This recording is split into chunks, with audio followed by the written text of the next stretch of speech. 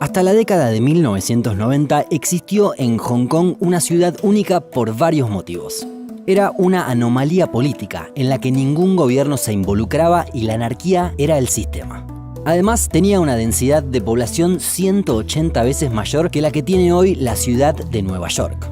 El único límite a su crecimiento fue el cielo. Más alto no se pudo construir para que puedan circular los aviones. Antes de saber cómo se llegó a eso y qué pasó con la ciudad amurallada de Kowloon, viajemos unos segundos en el tiempo e imaginemos cómo hubiera sido vivir allí. La ciudad amurallada de Kowloon estaba dentro de Hong Kong y tenía una extensión de 210 por 120 metros en cada lado. Es decir, una superficie apenas superior a la del estadio de fútbol Rungrado 1 de Mayo de Corea del Norte, el más grande del mundo. Se calcula que allí llegaron a vivir nada menos que 50.000 personas, es decir, había una densidad de población de casi 2 millones de personas por kilómetro cuadrado. Si toda la población mundial actual viviera bajo esas condiciones, entraríamos en una quinta parte de El Salvador o en una 10ª parte de Suiza. Pero, ¿cómo se llegó a eso?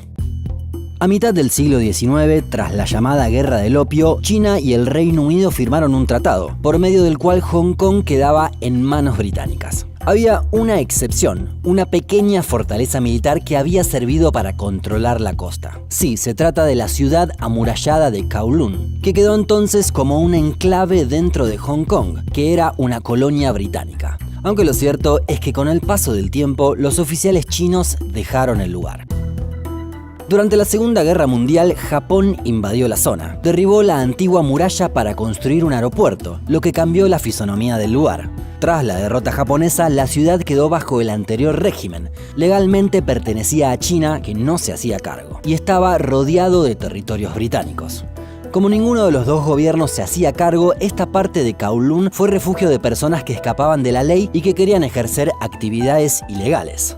A partir de la década de 1950, la antigua ciudad amurallada fue cuna de mafias, venta de droga, burdeles y casinos. Sin embargo, la situación era cada vez peor y la policía sí actuó.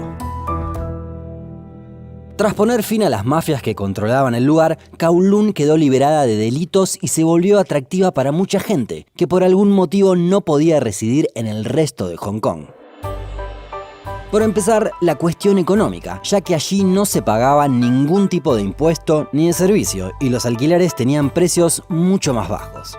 Además, muchos indocumentados podían permanecer adentro, e incluso quienes tenían pedido de extradición, ya que las fuerzas locales tenían una política de no intervención dentro del lugar. Poco a poco comenzó a crecer la población. De las 700 personas que había a principios del siglo XX, se pasó a más de 5.000 después de la Segunda Guerra Mundial. Pero en la década de 1970 hubo una explosión demográfica y así se llegó a las 50.000 personas. Había realmente de todo adentro. Muchas empresas se instalaron allí para no pagar impuestos. Se llenó de dentistas, quienes no tenían licencia para ejercer legalmente en el resto de Hong Kong. Por eso es que cobraban menos y atraían incluso a los no residentes. Aunque, está claro, las condiciones de higiene no eran las ideales. Como legalmente la ciudad no podía extenderse hacia los costados, comenzó haciéndolo hacia arriba. Se construía un piso arriba del otro sin planificación y con conocimientos mínimos de arquitectura. De esta forma llegó a haber entre 300 y 500 edificios, uno pegado al otro. Y no se caían justamente por eso, porque toda la estructura se mantenía unida. Para circular de un lado al otro se podía hacer por los diminutos callejones que habían quedado, que tenían alrededor de 1 metro de ancho. Como se imaginarán, con semejantes construcciones no llegaba la luz al interior, por lo que recibió el apodo de la ciudad de la oscuridad. Las 24 horas había tubos fluorescentes que alumbraban los pequeños pasadizos inferiores. Pero con el tiempo también se desarrolló otra manera de circular. Había una red de pasajes y escaleras por toda la ciudad amurallada. Y la terraza era otro lugar particular. Estaba repleta de cables y antenas de televisión y además recibía a muchos de los habitantes que querían disfrutar de algo de luz solar. pero también era el depósito de mucha chatarra y basura. Es que obviamente no había recolección de residuos en el interior de la ciudad amurallada. Los únicos servicios brindados por Hong Kong eran el agua, la electricidad y el reparto del correo. Seguramente realizar esta tarea era un gran desafío para los carteros. El techo de los edificios sí era un lugar en el que había regulación. Es que el aeropuerto estaba tan cerca que era riesgoso construir más allá de los 14 pisos. El único lugar que había quedado a salvo de esta construcción no planificada fue el Yamen. Era la oficina administrativa que ya estaba instalada en el centro de la ciudad y no se edificó nada encima. Esta suerte de distopía anárquica, con paz y buenas relaciones entre los vecinos, pero sin luz ni gobierno, se mantuvo durante algunas décadas, pero no sería eterna. En 1997, el Reino Unido debía devolver Hong Kong a China, lo que finalmente sucedió. Hoy es una región administrativa con un estatus especial dentro de la República Popular China. Pero antes de llegar a ese punto, ambos gobiernos buscaron una solución al tema de Kowloon. El acuerdo, firmado en 1987, implicaba la desaparición de la ciudad amurallada. Comenzaron poco a poco los desalojos, que duraron 4 años. A los residentes se los indemnizó con unos 350 millones de dólares en total. Muchos no estaban conformes y querían seguir viviendo en ese lugar único. A medida que comenzó el desalojo, pero antes de la demolición, Kowloon fue el escenario también de algunas películas. Es el caso de Bloodsport, protagonizada por Jean-Claude Van Damme. Here it comes, man. The War City. Not a place for outsiders. It's a rundown piece of no man's land, in the middle of a tourist paradise. Once you step out of the sunlight into the narrow corridors, it's time to protect your nuts, guys. Y The Crime Story, con Jackie Chan.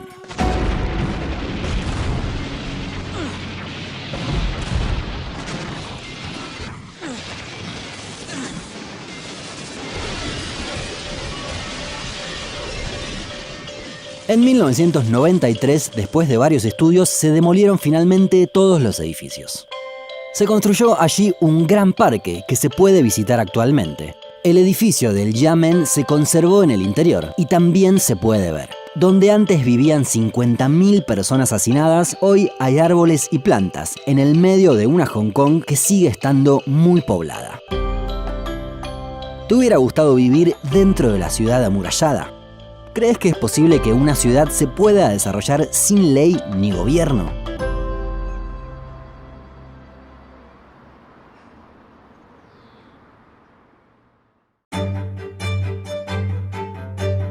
En Estados Unidos se encuentra un pueblo llamado Centralia, aunque, como pueblo, está en vías de extinción.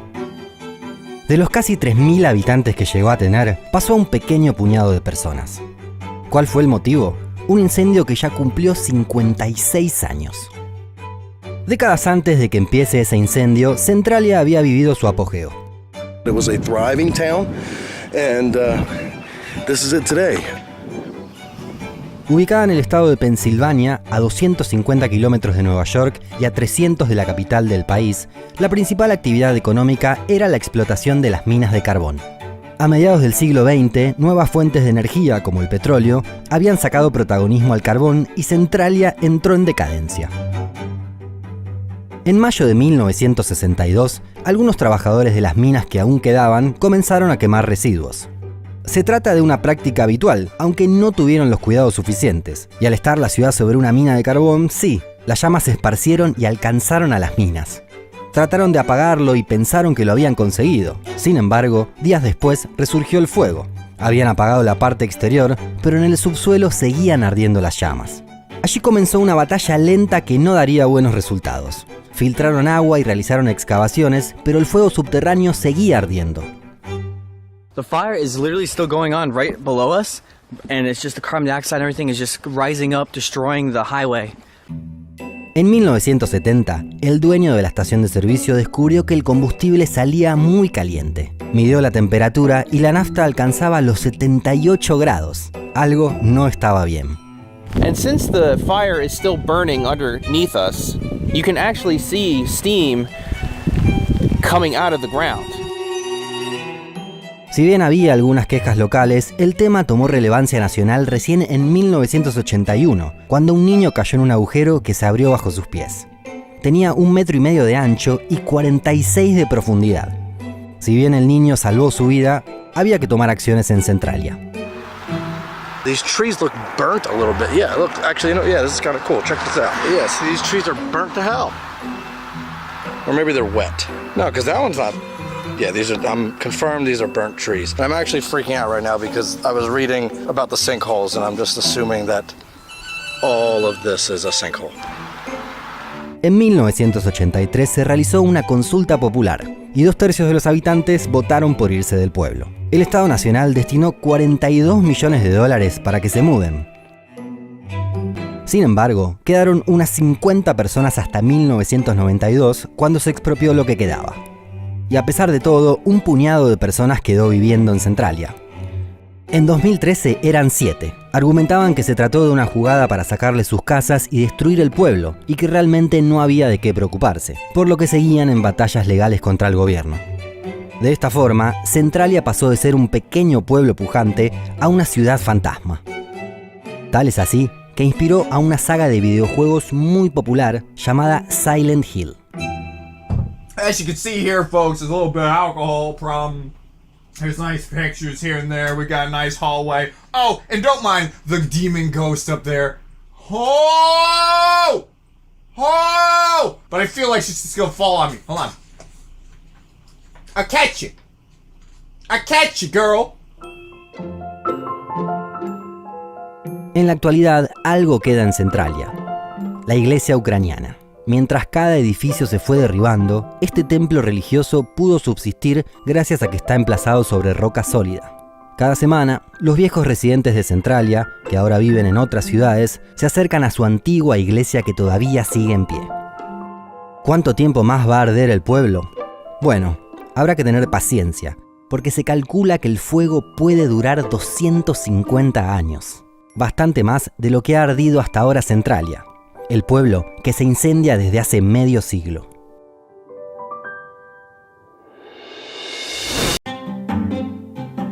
Cuando nos conectamos a Internet, cosa que pasa casi todo el tiempo, no solemos pensar en toda la ingeniería que existe detrás. Nos comunicamos en segundos con cualquier lugar del mundo y probablemente pensemos que toda la información circula por el aire o por satélites. Pero esto no es así. Hay 1 millón de kilómetros de cables submarinos que hacen que podamos usar Internet. ¿Cómo funciona esta tecnología? El 97% de la información que circula por Internet lo hace mediante cables submarinos que cruzan los océanos de una punta a la otra del mundo. Es decir, la tecnología satelital es marginal y sirve simplemente para lugares que están realmente muy aislados. Esto se debe a que la distancia recorrida es mucho menor. Por ejemplo, entre Japón y Estados Unidos, 2 puntos distantes del mapa, hay unos 9.000 kilómetros. Un satélite se ubica a unos 36.000 kilómetros de altura. Y además, los datos tendrían que ir y volver, por lo que la distancia sería el doble. Estos cables de fibra óptica son realmente muy pequeños. Tienen el grosor de un cabello y están recubiertos por 7 capas de protección distintas. Cuanto más cerca de la orilla están, más gruesos son, debido a que los peligros son mayores. En alta mar y bajo una gran profundidad, los riesgos de alguna falla se reducen. Estos cables logran una velocidad de transmisión cada vez más importante. Por ejemplo, el cable que desde 2018 conecta Bilbao, en España, con Virginia, en Estados Unidos, transmite 160 terabytes por segundo. Es decir, en un segundo se pueden transmitir 160.000 películas de 1 giga cada una. Y si bien aún no están instalados, se logró desarrollar cables que transmiten 1 petabyte por segundo, es decir, 1000 teras. Para tener un parámetro, todas las fotos que tiene Facebook en su archivo a escala mundial pesan alrededor de 1.5 petabytes. Instalar estos cables no es una tarea sencilla y puede llevar algunos años. Para hacerlo, se prepara el cable en tierra, se calcula la extensión que debe tener y un barco desde la superficie circula y va desenrollando ese cable desde una punta hasta la otra. En el último tramo, antes de llegar a destino, los cables suelen estar enterrados, para evitar de esta manera cualquier interferencia humana o animal que los pueda afectar. Además, suelen utilizarse costas arenosas debido a que resulta más sencillo para enterrar los cables. De esta forma se evitan grandes ciudades y puertos muy transitados para reducir el margen de error. Igualmente, por más que hoy se utilice tecnología de última generación, la técnica utilizada en realidad data del siglo XIX. En 1852 se instaló un cable que cruzaba el Canal de la Mancha entre Inglaterra y Francia para los telégrafos. En la década siguiente llegó el primer cable transatlántico. Unía a Irlanda con la isla de Terranova en el norte de Canadá. A mediados del siglo XX comenzaron a realizarse las conexiones telefónicas. Pero la gran revolución llegó con la fibra óptica en la década de 1980, lo que permitió las conexiones tal como las conocemos hoy. Actualmente hay 437 cables submarinos entre los que ya están instalados y los proyectados, según el sitio submarinecablemap.com. Allí se puede ver el estado de la red actual y notar algunas particularidades. Por ejemplo, el mayor tráfico de cables se encuentra entre Europa y América del Norte por medio del Atlántico. Aunque algo similar sucede entre la costa oeste de Estados Unidos con Japón. De hecho, entre el sudeste asiático y Japón se encuentra una de las zonas más desarrolladas. A nivel internacional, es llamativo que se respeten las históricas rutas comerciales. Por ejemplo, desde el Mediterráneo se cruza el Canal de Suez de forma subterránea para conectar Europa con Medio Oriente, India y el Lejano Oriente. En América Latina, si bien no es la zona más desarrollada, también hay varias particularidades. Brasil tiene un cable propio que une Río de Janeiro con Natal y conecta 14 ciudades. Además, inauguró un cable que lo conecta directamente con Angola para que las comunicaciones entre Sudamérica y África no tengan que pasar por Europa. También está proyectado un cable que una a Sudáfrica con Brasil en 2021, pasando por las islas de Tristán de Acuña y Ascensión, que actualmente están desconectadas. Chile, por su parte, tiene proyectado un cable para mejorar la conectividad de toda la Patagonia chilena, que unirá Puerto Montt con Puerto Williams. Sería el cable más austral del mundo, ya que a la Antártida no llega ninguno. Actualmente, el cable más meridional es uno muy pequeño, que conecta la isla de Tierra del Fuego con Santa Cruz en la parte continental de Argentina y funciona desde 2012. Todo el resto de la red argentina llega a una pequeña localidad costera llamada Las Toninas. Se eligió ese lugar porque es en donde comienzan las costas arenosas y es menos transitado que Buenos Aires, cerca del puerto. Si nos vamos al otro extremo del mapa, una de las conexiones más llamativas es la que va desde el norte de Noruega hasta el archipiélago de Svalbard. Es que la conexión tiene más de 1.300 kilómetros y en el archipiélago solo viven 2.500 personas.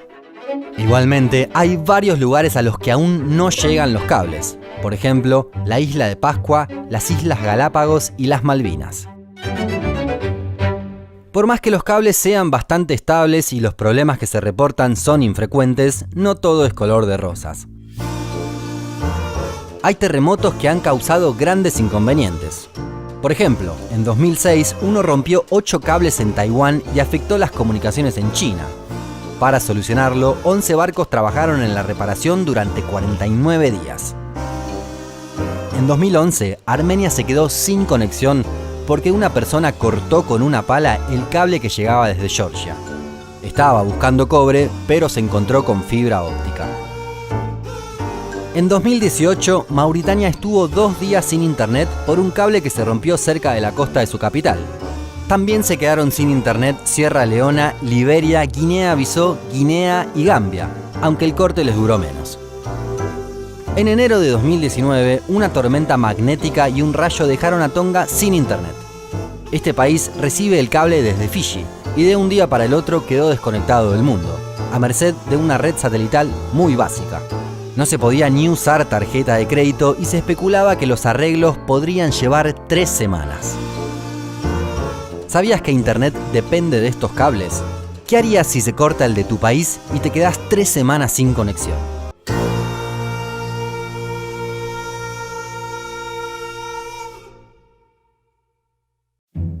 ¿Conocemos todos los rincones de la Tierra? ¿Es posible que en épocas de satélites y Google Maps hayamos creído que existían islas que en realidad nunca se encontraron? A continuación te contaremos cómo es que México, al no hallar la isla Bermeja, perdió casi 22.000 millones de barriles de petróleo por un error cartográfico.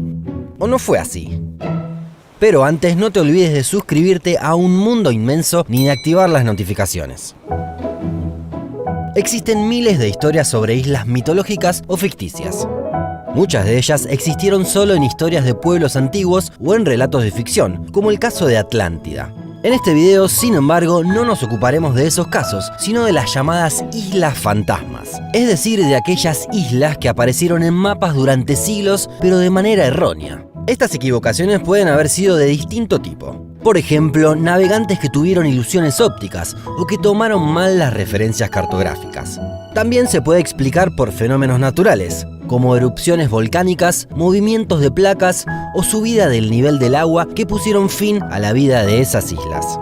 En muchas ocasiones, una vez que una isla fantasma es incluida en un mapa, el error se replica hasta por varios siglos y es muy difícil tirar abajo el mito. Si bien hay una gran diversidad de historias sobre islas fantasmas en la actualidad, hay dos que se destacan por sobre el resto.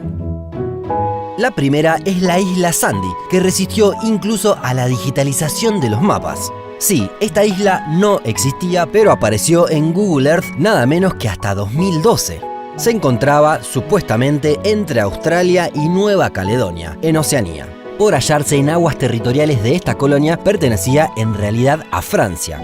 Había sido descubierta en 1876 y a partir de esa época comenzó a aparecer en los mapas. El error se siguió replicando década tras década hasta 2012. En ese año, un barco científico australiano se encontraba navegando por el Mar del Coral. Decidió acercarse a esta isla, pero se llevó una gran sorpresa, ya que nunca la encontraron.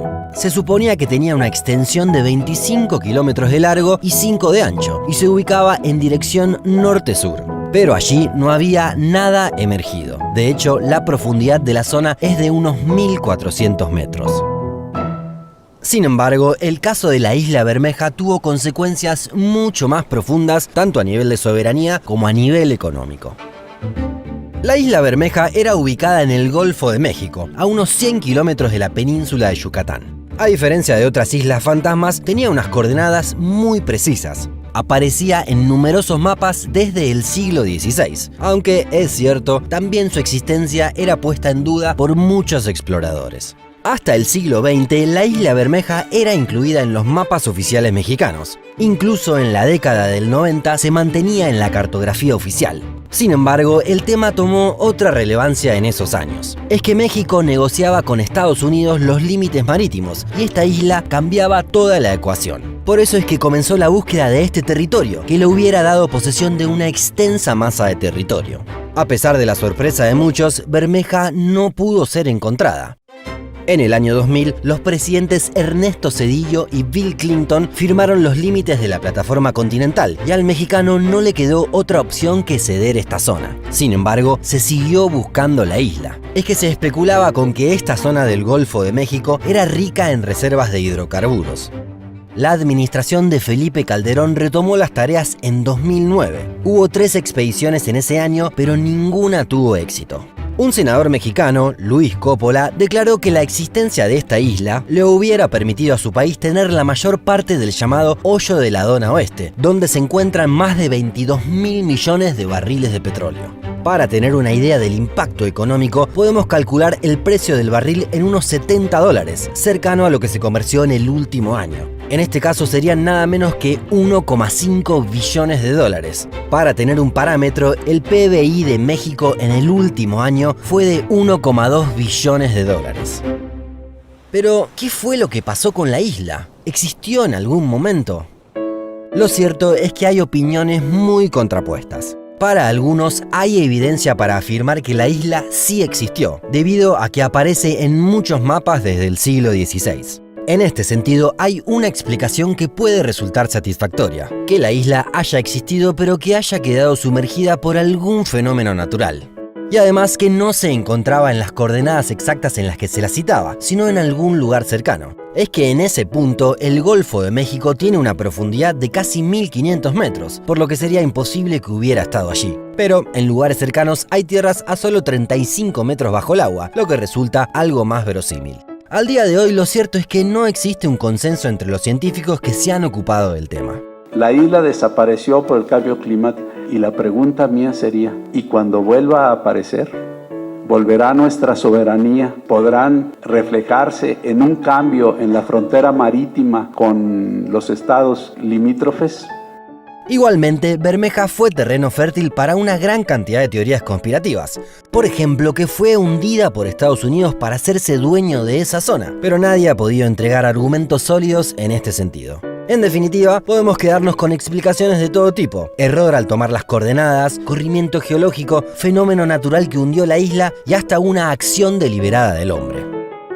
¿Sabremos algún día qué pasó realmente con la isla Bermeja? ¿Qué explicación te resulta más convincente?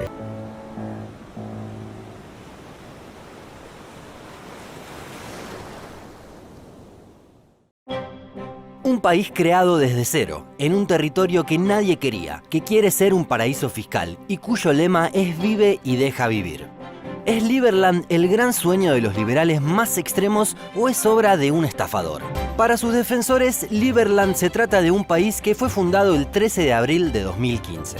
Ese día, Vít Jedlicka viajó junto a su novia y un amigo hasta un lugar de la frontera entre Croacia y Serbia. Declaró la independencia de la República Libre de Liberland y fue elegido presidente.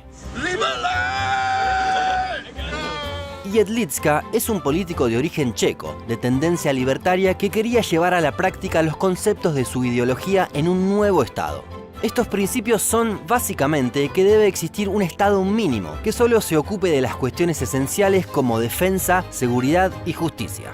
En ningún caso podría ir contra la propiedad privada, y el resto de las cuestiones debería ser tarea de la actividad privada. Por eso, para los libertarios, el cobro de impuestos es un robo por parte del Estado y no debería existir, con excepción de esas cuestiones muy básicas. Para crear su nuevo estado, Jedlicka se propuso encontrar alguna porción de tierra que ningún estado soberano quisiera, lo que es considerado en derecho internacional como terra nullius. Esta expresión latina significa, en castellano, tierra de nadie. El checo encontró el lugar buscado y no muy lejos de su país. Liberland está ubicado sobre el río Danubio, en la frontera entre Croacia y Serbia. Tiene 7 kilómetros cuadrados, lo que equivale a unas 100 canchas de fútbol. ¿Y por qué este territorio era terra nullius según Jedlicka? Bueno, todo se desprende de la división de la ex Yugoslavia.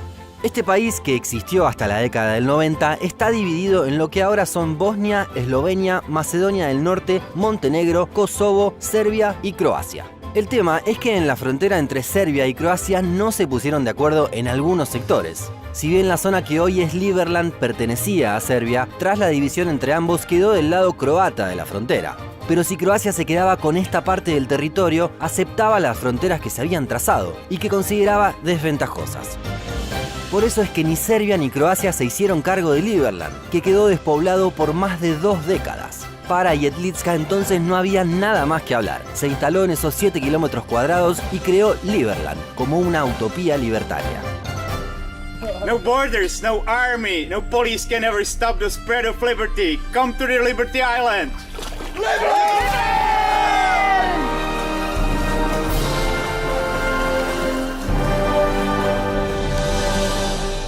A partir de la fundación, entonces, empezó a recibir donaciones en la página web, a emitir pasaportes y a divulgar sus ideas por el mundo. El sueño de Liberland se asienta también sobre una marcada visión de la economía. Se promueve el uso de las criptomonedas y hasta el propio Jedlicka confesó que quieren convertirse en un paraíso fiscal sin cobrar impuestos para que lleguen inversiones. El tema es que los paraísos fiscales suelen tener seguridad jurídica y dan tranquilidad a quienes llevan ahí su dinero, lo que en este caso parece un poco más complejo. Otro de los pilares del pensamiento de Liberland es que el pago de impuestos será optativo, pero quienes paguen podrán participar de la toma de decisiones en el Estado. Actualmente alientan a que les envíen donaciones en criptomonedas para que pueda crecer el país más libre del mundo, según dicen. Año tras año informan cuántos ingresos tuvieron. En 2017, según los últimos datos que publicaron, ingresaron nada menos que $546.000. Además, según su presidente, han recibido más de 500.000 de solicitudes de pasaportes. Como ya no tienen una política de pasaportes para todos, abrieron la posibilidad de una residencia electrónica, aunque para conseguirla hay que donar por lo menos $100. Para la ciudadanía no lo informan oficialmente, aunque hay quienes calculan que no baja del equivalente a $5.000. If you haven't applied for citizenship yet, this is the best time to become member of our new community at liberland.org. Live and let live. Pero lo cierto es que durante este tiempo Liberland tuvo algunos problemas. Los seguidores de Un Mundo Inmenso seguramente recuerden el caso de Sealand, que para algunos es el país más pequeño del mundo. Ahí vimos que hay dos formas para determinar qué es un país. Una es recurrir a los demás, es decir, que el resto de los países te reconozcan como tal, tengas relaciones diplomáticas e instales embajadas. En este sentido, Liberland solo fue reconocido por Somalilandia, otro estado de escaso reconocimiento internacional, pero con algo más de historia. Y Jedlicka sí tuvo el apoyo de varios partidos políticos en distintos lugares del mundo, como los partidos libertarios de Estados Unidos y España. La otra forma de determinar o no si es un país es ver si tiene los elementos que componen a un estado soberano. Estos son territorio, gobierno, leyes y población. Si bien Jedlicka dice que recibieron miles de peticiones de ciudadanía, lo cierto es que nadie vive ahí. Es decir, Liberland no tiene población ni personas que vivan en su territorio. Ni siquiera el propio presidente del país vive ahí. Es que cuando se quiere acercar, las autoridades croatas se lo impiden, ya sea por tierra o por agua, e incluso llegó a estar detenido. The chief of the police, he was kind of yelling and saying, you know, Liberland is just imaginary thing, is just in your head. And I told him, you know, Croatia is also just imaginary thing, it's just in your head. And that made him really angry. But it's the fact, all the countries are just imaginary concepts. They're really just the thing that we made up in our heads. Luego de las iniciativas libertarias, Croacia empezó a hacerse cargo de la seguridad del lugar y ya no le resulta tan fácil a Jedlicka llegar. Por lo que, en definitiva, no hay ni población ni dominio real del territorio. Por eso es que, por más que se den conferencias en el exterior y siga adelante con su proyecto, hoy Liberland parece más una fantasía que una realidad. Y sobre las donaciones que se envían para hacer crecer a Liberland, bueno, no sabemos exactamente cuáles podrán ser los avances, y Jedlicka podrá ser un estafador para algunos y un gran soñador para otros. ¿Te gustaría vivir en Liberland? ¿Cómo imaginás que será en el futuro?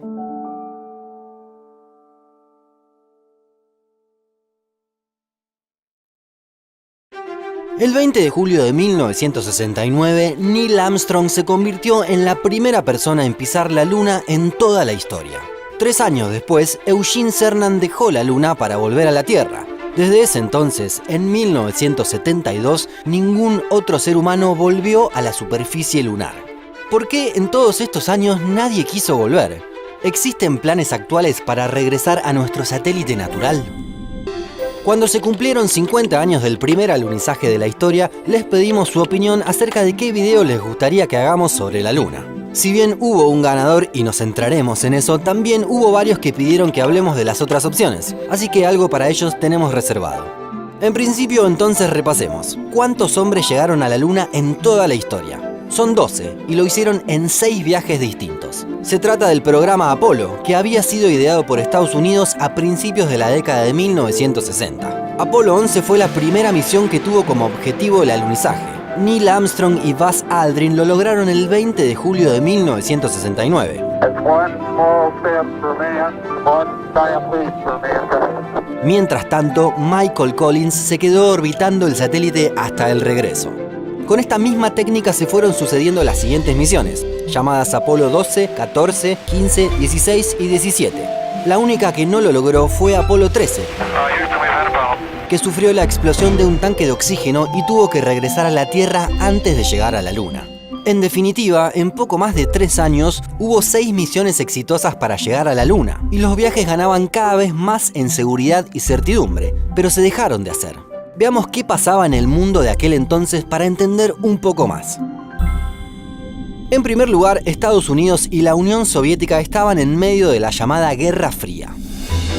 Eran las dos superpotencias del mundo, pero no se enfrentaron en un combate armado que podría haber puesto fin a la humanidad, sino que competían indirectamente o en zonas de influencia. Una de las expresiones de la Guerra Fría fue la carrera espacial, que comenzó a fines de la década de 1950.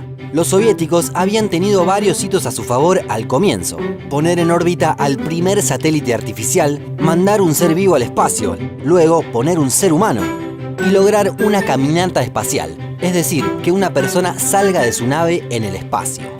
Como la Unión Soviética había sacado gran ventaja en los primeros años, Estados Unidos puso cartas en el asunto.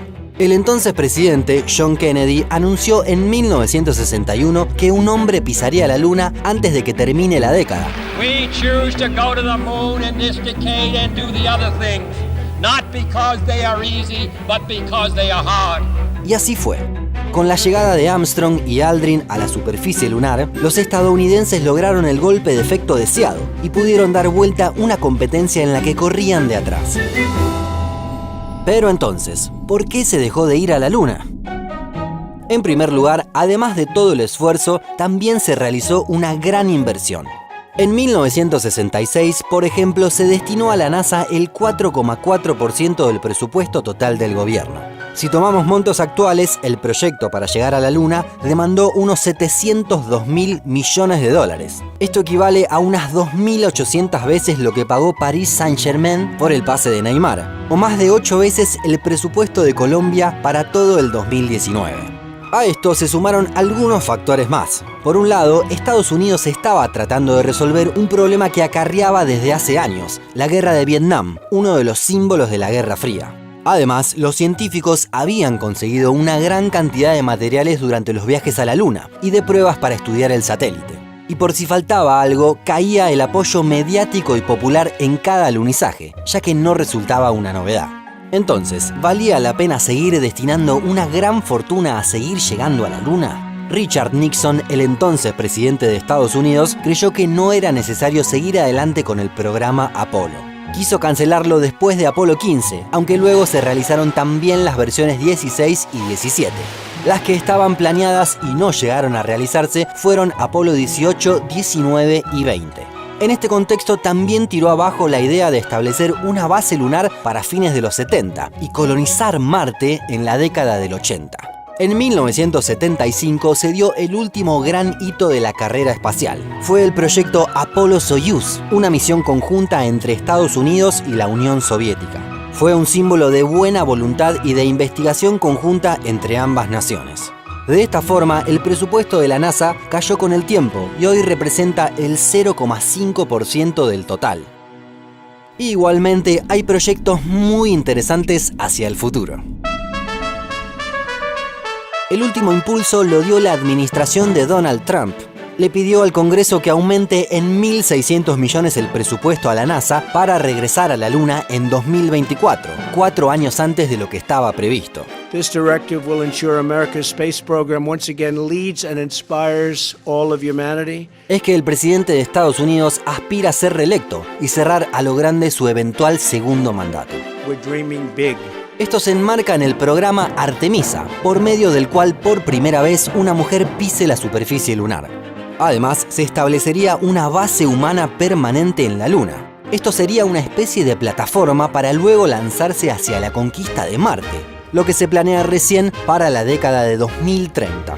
Este punto es bastante más ambicioso. Para tener un parámetro, mientras que los viajes a la Luna duraron unos 4 días, para llegar a Marte se necesitan entre 6 y 7 meses. Igualmente, en este mundo multilateral del siglo XXI, ya no son solo los estadounidenses y los soviéticos los que encabezan las investigaciones. Hay varios países con grandes avances con respecto a Marte. China, India, Emiratos Árabes Unidos, Japón y la Unión Europea también han lanzado o están proyectando misiones. Ninguna de ellas, igualmente, planea en el mediano plazo enviar seres humanos al planeta rojo. Quien sí planea hacerlo es Elon Musk, al frente de su empresa SpaceX. El sudafricano quiere avanzar en la conquista del espacio y planea enviar seres humanos a Marte en 2024. There are really two fundamental paths. History is going to bifurcate along two directions. One path is we stay on Earth forever, and then there will be some eventual extinction event.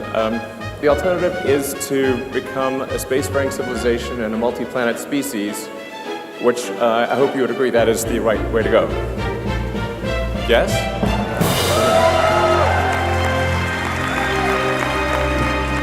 ¿Te animarías a viajar a la Luna o a Marte? ¿Qué te gustaría descubrir?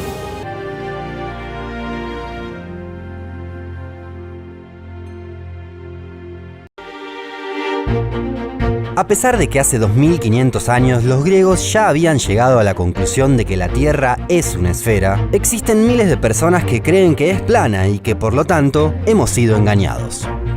Estas son las 7 pruebas definitivas para refutar a los terraplanistas.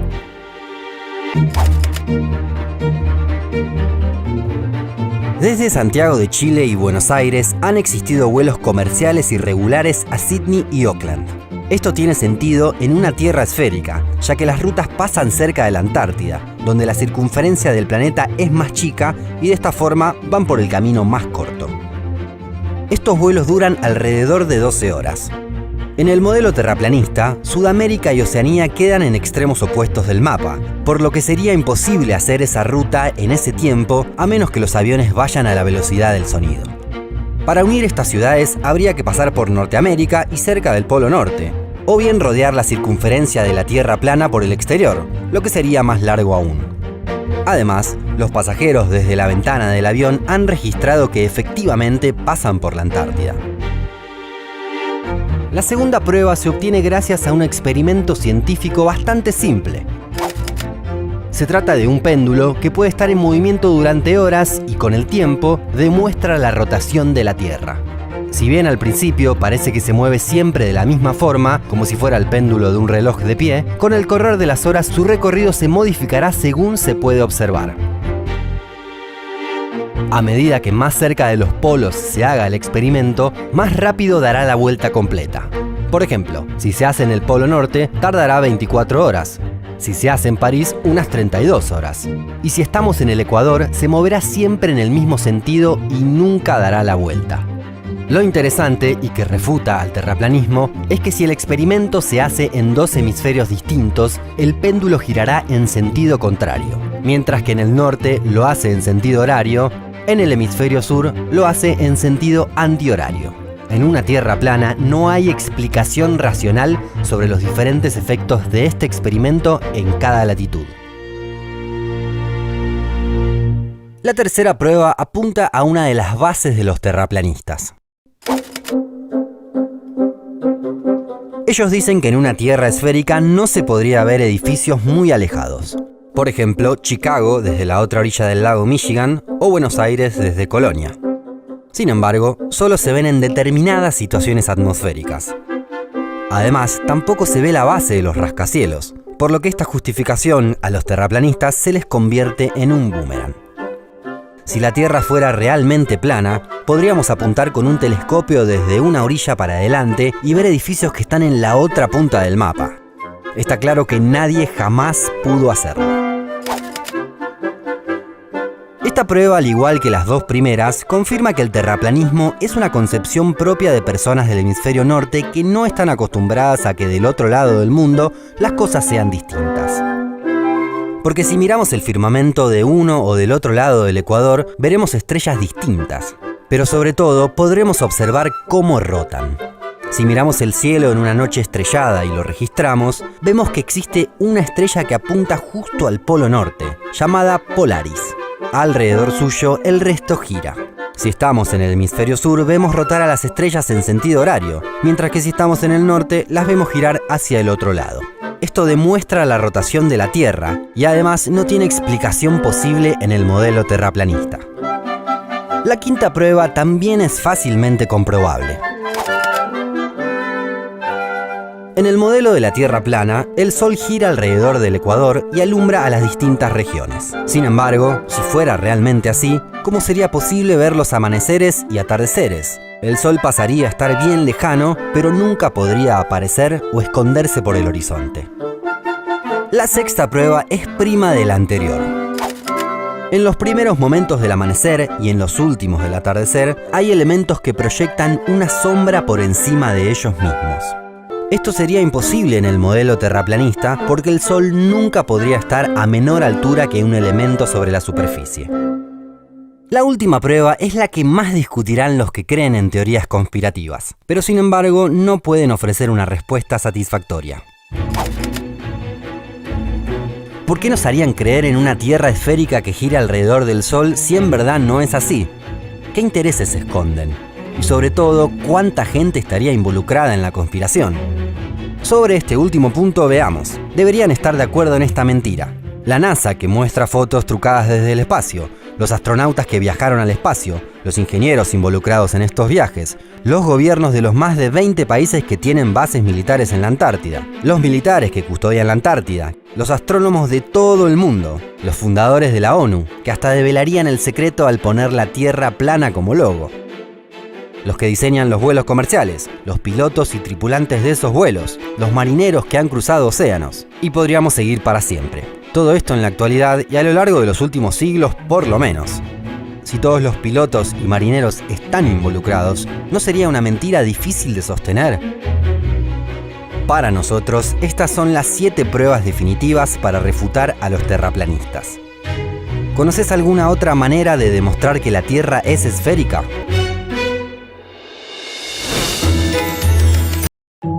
Si nos preguntaran en qué continente se encuentran Islandia, Nueva Zelanda o Rusia, seguramente todos tendríamos una respuesta. Sin embargo, hay argumentos para contestar de diferente manera. ¿A qué se debe esto? A continuación te invitamos a pensar cuántos continentes hay realmente y a que conozcas varias curiosidades que se esconden detrás de la clasificación. En la escuela a todos nos han enseñado cuáles son los continentes. Sabemos que China está en Asia, Portugal en Europa y Sudáfrica, claro, en África. Pero no es todo tan simple. Te proponemos que contestes ahora la simple e inocente pregunta de cuántos continentes hay. Tal vez, si tu cabeza está abierta a nuevas ideas, cambies tu respuesta al final del video. Empecemos por el principio. ¿De qué hablamos cuando hablamos de continente? Una primera definición que encontramos es cada una de las grandes extensiones de tierra separadas por los océanos. Bueno, separada del resto por océanos. Así que estamos en 6 continentes. Esta suele ser la alternativa más usada en Latinoamérica y en varias partes de Europa. Pero hay un tema. Es que si los continentes están separados por océanos, acá tenemos un problema. El clásico lugar de división entre Europa y Asia son los montes Urales, pero no tenemos océano. Bueno, entonces los agrupamos y nos quedamos con Eurasia, como un gran continente que va desde Portugal hasta Japón. Pero si los Urales no dividen continentes, entonces el canal de Suez tampoco, ya que no es un océano y además antes ni existía. Bueno, entonces llegamos a Eurafrasia, un supercontinente que tiene el 57% del territorio y en el que vive el 86% de la población mundial. Nos quedamos con 4 continentes. Pero si le preguntamos a algún estadounidense, es probable que cuando enumere los continentes empiece con Norteamérica, Sudamérica y luego continúe con el resto. Es que en varios lugares está más extendido el modelo de los 7 continentes, en el que América, que África de Asia, no es una locura partir en 2 a América. ¿Cuál es el criterio entonces? ¿Lo de los océanos no sirvió al final? Bueno, podemos recurrir a la geología. Tal vez las placas tectónicas nos ayuden a determinar cuáles son los continentes. Tenemos la placa africana, la australiana, la euroasiática, la antártica. Esto parece que viene bien. Nos encontramos con la sudamericana y la norteamericana divididas.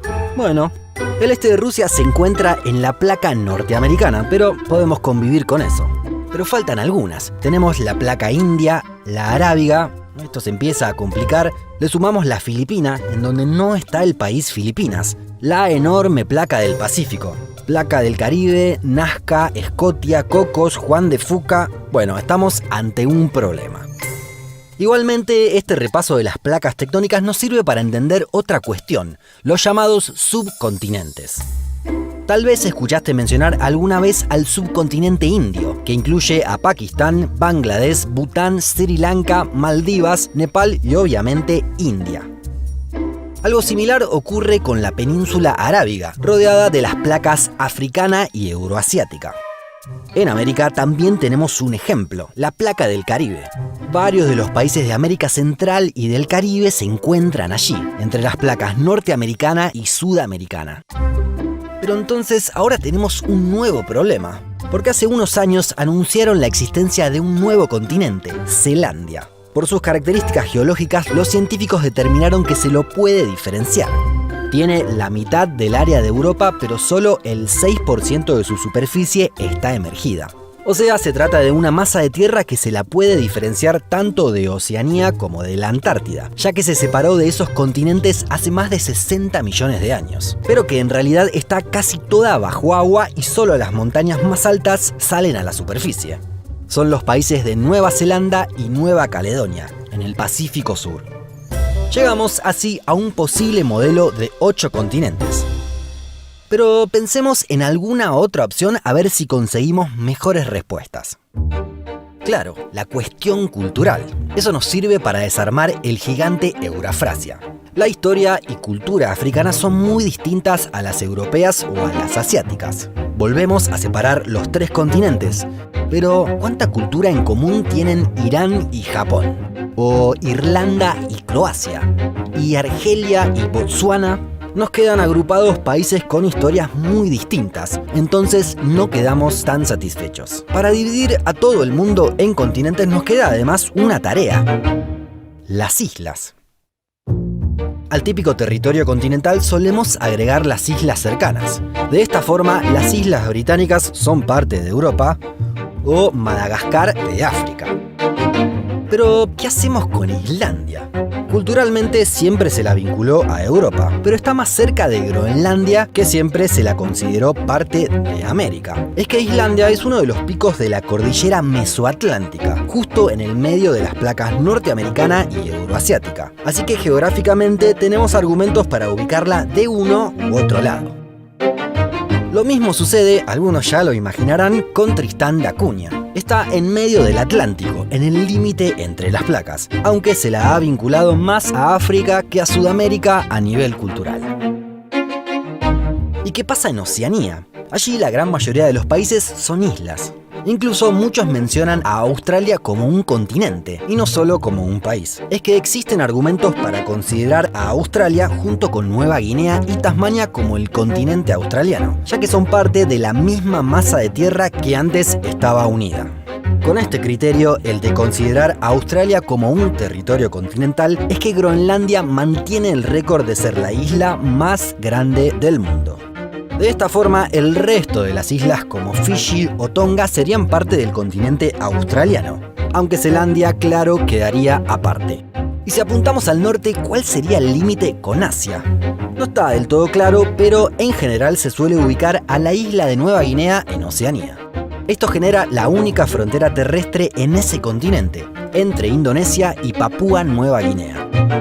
De esta forma, Indonesia tiene su territorio dividido en 2 continentes, ya que la mayoría de sus islas están en Asia. Pero claro, no es el único país transcontinental. Si tomamos el Canal de Suez como límite entre África y Asia, entonces Egipto tiene esa característica. La península de Sinaí, al este de su territorio, ya está en tierras asiáticas. España, por su parte, además de tener casi todo su territorio en Europa, cuenta con varias posesiones en África, entre ellas Ceuta, Melilla y las Islas Canarias. Estados Unidos, con casi todo su territorio en América del Norte, tiene uno de sus estados en Oceanía, Hawái. Si hablamos del reino de Dinamarca, pensamos rápidamente en Europa, aunque solo el 2% de su territorio está en ese continente. El resto está en América, gracias a Groenlandia. De hecho, el reino de Dinamarca es proporcionalmente menos europeo que Turquía, si tomamos en cuenta el territorio. El 3% de este país se encuentra en Europa y el resto en Asia. En este caso, el límite se encuentra justo en Estambul, ciudad que se jacta de ser transcontinental. Chile, por su parte, hace gala de su tricontinental. Gran parte de su territorio se encuentra en Sudamérica, pero cuenta con Rapa Nui, la isla más oriental de Oceanía. Y además tiene un reclamo territorial en la Antártida.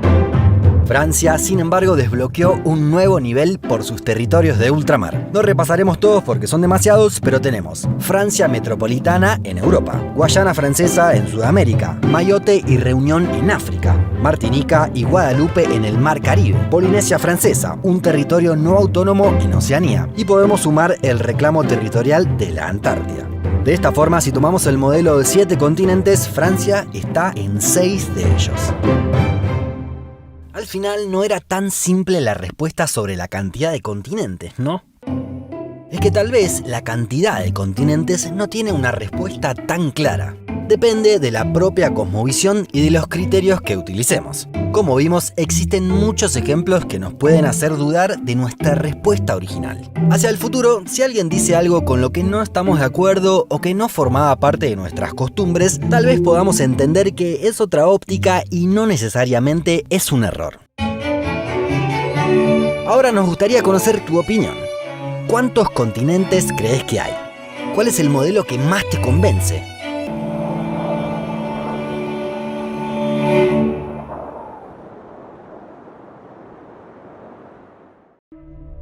Entre Colombia y Panamá existe una frondosa selva en la que se interrumpe la carretera más larga del mundo, la Ruta Panamericana. ¿Cómo es posible que Centroamérica y Sudamérica no estén conectados por vía terrestre?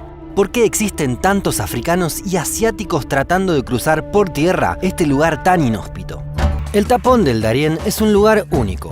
Está ubicado en el este de Panamá y en el noroeste de Colombia, en el límite entre Centroamérica y Sudamérica. Hemos llegado al momento donde Panamá se acaba en el Darién y se comienza Colombia, en el lugar que se conoce como Hito Palo de Letras.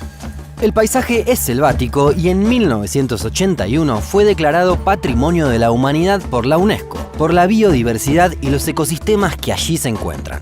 Hay numerosos ríos que atraviesan la zona y hacen complicada la circulación normal. Tal es así que uno de los hitos del Tapón del Darién es que allí se corta la carretera panamericana. Esta ruta es famosa por ser la más larga del mundo según varios especialistas. Comienza en Prudhoe Bay, en el norte de Alaska, y termina en Ushuaia, en el extremo sur de la Argentina. Cuenta con alrededor de 48.000 kilómetros y en su tronco principal pasa por 14 países americanos. Sin embargo, lo cierto es que la Panamericana no es una ruta continua, ya que se interrumpe justamente en el Tapón del Darién. En el norte llega hasta Yavisa, un pequeño poblado panameño, y vuelve a comenzar 130 kilómetros después en Turbo, en el departamento colombiano de Antioquia. ¿Por qué no se construyó esa parte entonces? Bueno, hay varias causas.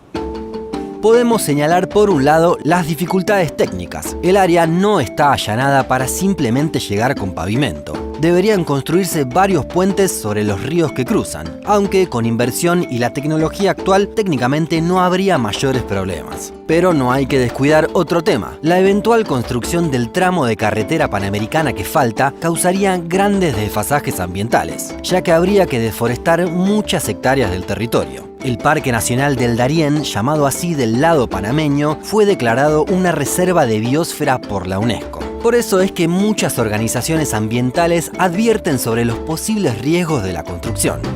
A esto se agrega que aún viven muchas poblaciones indígenas que prefieren la actual situación y que creen que la ruta traería más problemas que soluciones. Viven con costumbres ancestrales y desconfían de la integración con el resto de la sociedad. Es obvio que una mayor conectividad traería beneficios, ya que hoy es muy difícil y muy costoso cruzar de Colombia a Panamá, pero también podría traer complicaciones. Es que la zona del Darién es controlada en varios sectores por narcotraficantes, y muchos creen que con una mejor ruta la droga podría circular más aún. El mensaje que le podemos dar a nuestros ciudadanos panameños es que estén tranquilos. Estamos patrullando, mantenemos la frontera limpia de cualquier amenaza externa que quiera atentar contra la seguridad ciudadana de Panamá. Pero en el Tapón del Darién también hay unos protagonistas inesperados. Cada año, entre 5.000 y 25.000 migrantes buscan ir de Colombia a Panamá por tierra. Provienen de países muy disímiles: Somalia, Bangladesh, Nepal, Sri Lanka, Pakistán, Ghana, Haití y sobre todo Cuba. En general parten de Brasil o Ecuador, llegan a Colombia y desde ahí buscan atravesar el Darién hacia Panamá. Pero, ¿a dónde van realmente? Bueno, casi todos buscan llegar a América del Norte. Muchos quieren ir a Estados Unidos, donde buscan nuevas oportunidades. Y otros a Canadá, donde pueden ser acogidos como refugiados. Es decir, después del Darién tienen que atravesar toda América Central, llegar a México y después tienen otro reto, cruzar la difícil frontera con Estados Unidos. Un viaje que puede llevar meses o incluso años para lograr una vida mejor que en la de sus países de origen. Once the rainy season begins, this kind of river and this kind of dugout canoe is the way that people travel out here.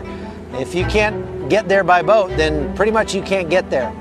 Es que cruzar por el Darién no es para cualquiera, no solo porque es uno de los lugares más lluviosos del mundo, sino además por la presencia de mafias y ladrones, y por las posibilidades de contraer enfermedades en la jungla, lejos de ciudades y hospitales. En muchos casos, los migrantes son acompañados por guías, que los conducen por la selva y los acercan a la frontera. Tan complejo es el pasaje por allí que hace solo algunas décadas se logró por primera vez. En 1960, un Land Rover lo logró luego de 5 meses, a razón de 200 metros por hora. Tuvieron que improvisar puentes y pasar por lugares inhóspitos en el medio de la jungla. También hay aventureros que lo intentan sobre 2 ruedas. Uno de los más famosos fue el motociclista noruego Helge Pedersen, quien lo hizo a principios de la década de 1980. Pasó 10 años viajando por todo el mundo en su moto y luego contó sus historias en un libro. Por esto es que la mayoría de la gente que quiere ir de Panamá a Colombia lo hace en avión o por agua, pero esquiva el Darién por vía terrestre. Este es el tapón del Darién, la selva intransitable que divide a América en 2. ¿Te gustaría conocerla? ¿Crees que es una buena idea que se construya la ruta panamericana? ¿O pensás que se debe preservar la biodiversidad?